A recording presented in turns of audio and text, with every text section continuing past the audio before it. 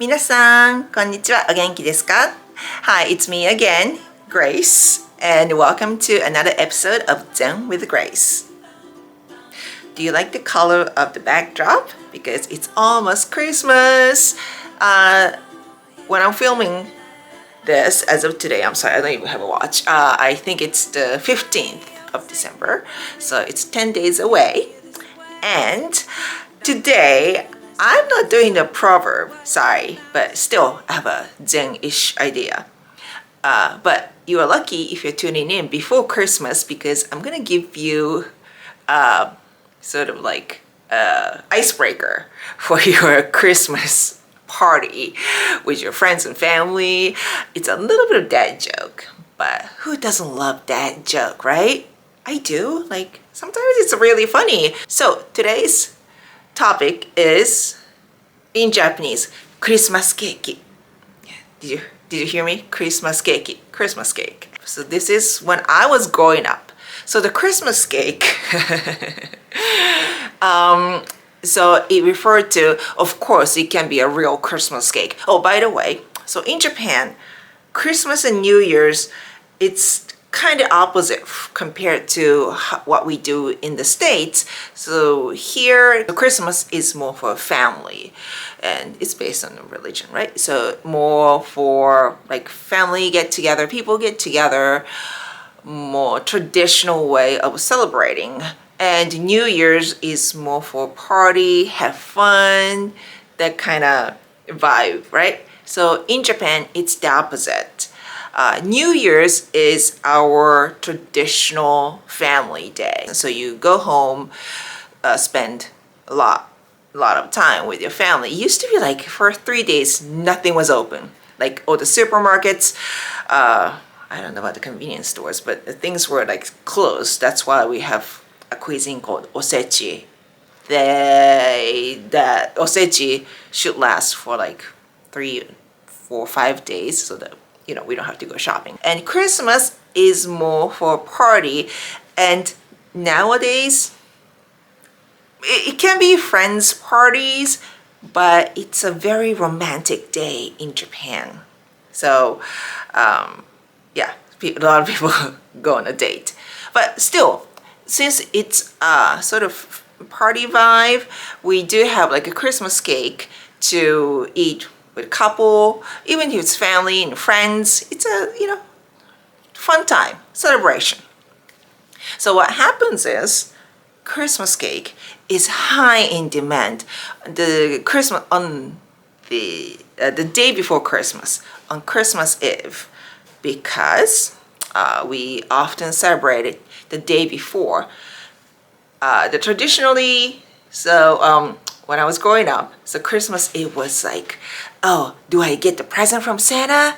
Yeah, and we just a family dinner, and we have the Christmas cake. Maybe we have a Kentucky Fried Chicken. I don't know why it's so popular, but something like maybe chicken or some kind of Western party meal, and go to bed. And you would eat the cake, wake up, and have the gift, over your pillow. I'm not gonna talk about if the Santa exists or not because it's up to debate. Anyway, Christmas cake is very in demand on the 24th of December, the Christmas Eve. When the Christmas day hits, 25th, it's not in demand anymore. Actually, it's a leftover. So it can be sold at sales price or they don't even want it at the store, So value just goes down overnight. So people used to use that to as a very rude referral for women. When they're 24 of the age, when they're age 24, they are high in demand. But when you hit 25, people don't need you anymore. Isn't that rude? Oh my God, when I think about it, it's just so mean.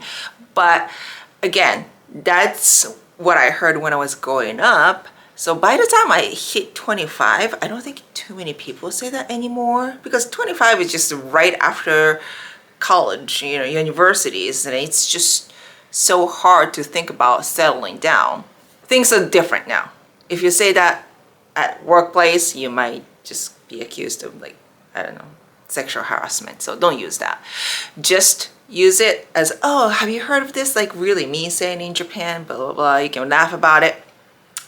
Because I think it's packed, this phrase, your Christmas cake, it's packed with sexism and ageism. Like, to be honest, beautiful women are beautiful at any age. If somebody is not beautiful, it doesn't matter how old they are. So I think it's coming from inside. Anyway, so today I wanted to add a little bit of more to that about the sexism and feminism. I often talk about something ism because it's a form of prejudice and discrimination. And my general belief is that our value is up to us individuals. You cannot be categorized into any group to set your value.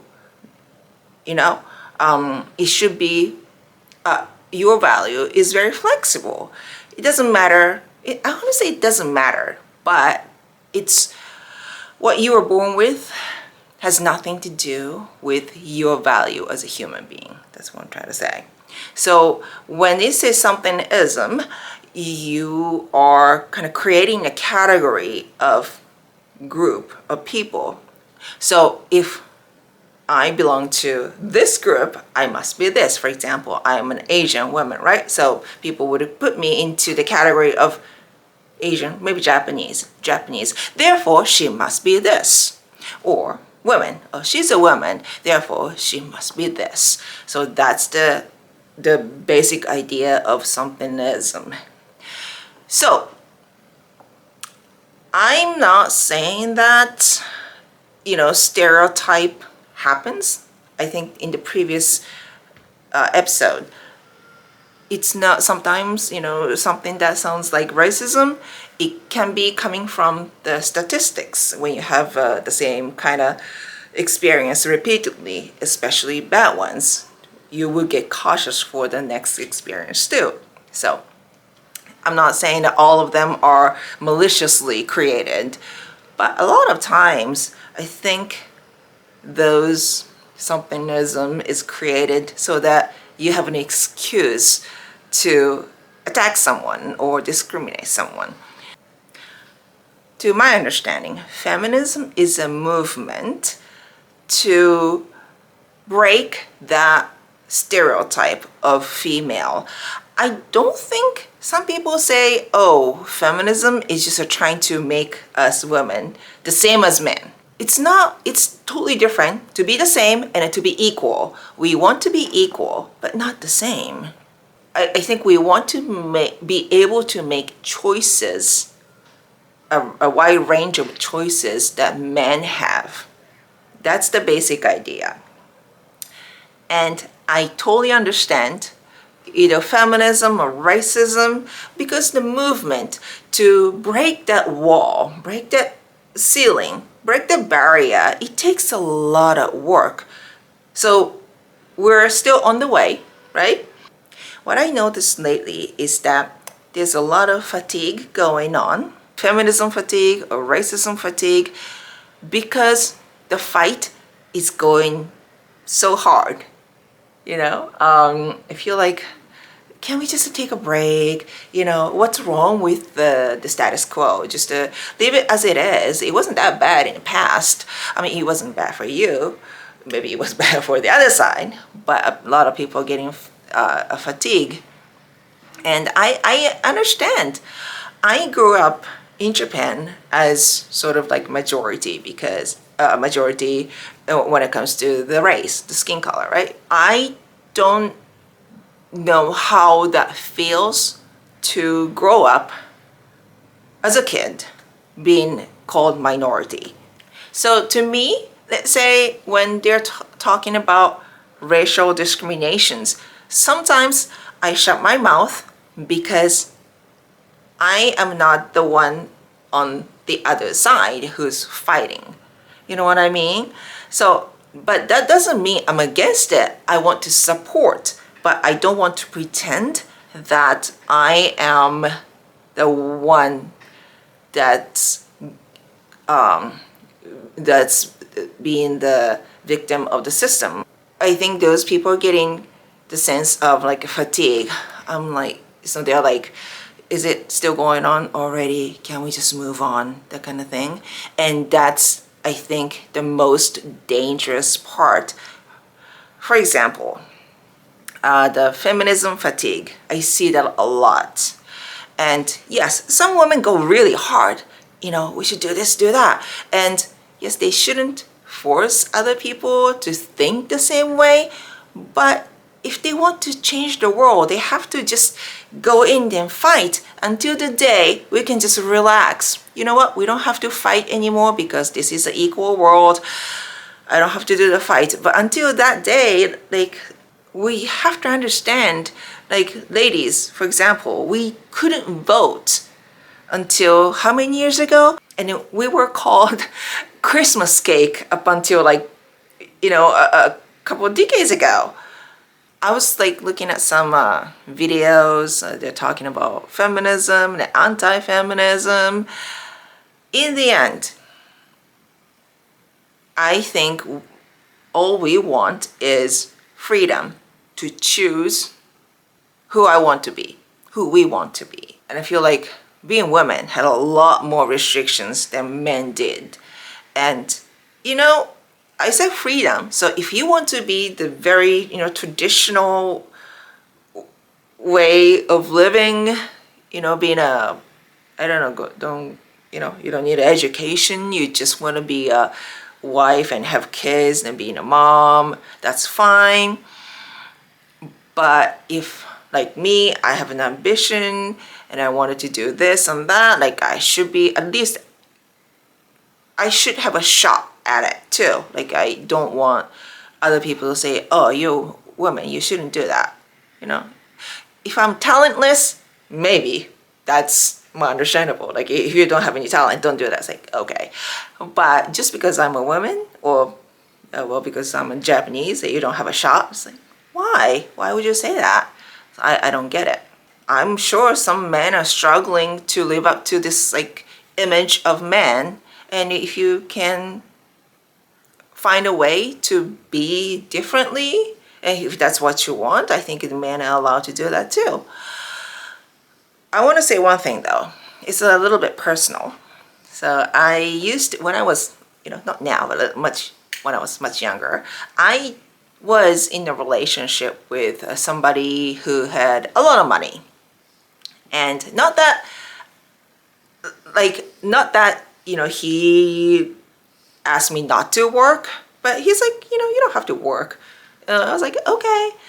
And compared to what he was making a day, like what I was making a day is like, it felt like. And then when the relationship was heading south, of course I loved him, but I remember thinking when I was like calling him, like, why aren't you calling him back? I here because I'm comfortable with his money, or do I truly love him? I remember thinking that a little bit right here. So I think financial independence actually gives you the real freedom of having a real relationship. Depending on financially, yes, it might sound sort of right to run a family, but it's like, I know a lot of people stayed for just for the family's sake, for the kids' sake, they stayed together, and I think a lot of it is financial. So, and I want to be chosen by a man because he truly appreciates me as a human being and wouldn't ask me to change who I am. which I love to work, I would like to create, I want to do this, and I like making all money. And then vice versa, I would like to choose a man, not because of the financial reason. I mean, I don't want to pay all his bills, but you know what I mean? Like, I don't want to choose a man because I can live off him. You can call me hopeless romantic, but I think the relationship should happen. I want them to happen because they're attracted to each other as people, because not because they're convenient and then they have this financial gains, or they can just, it's not a business. That's what I'm trying to say. So Christmas cake, it's a reminder that we don't have to live up to what others expect you to be. And a sexism, racism, ageism, whatever that is, that's the other people's forced expectations on you. You don't have to live up to it. You can ignore it. It's up to you. Your value is here and here, right? And what else? And I wish you very, very Merry Christmas, and hope to see you before the turn of the year. Yeah, I will. All right. So thank you for staying with me today, and happy holidays. Bye.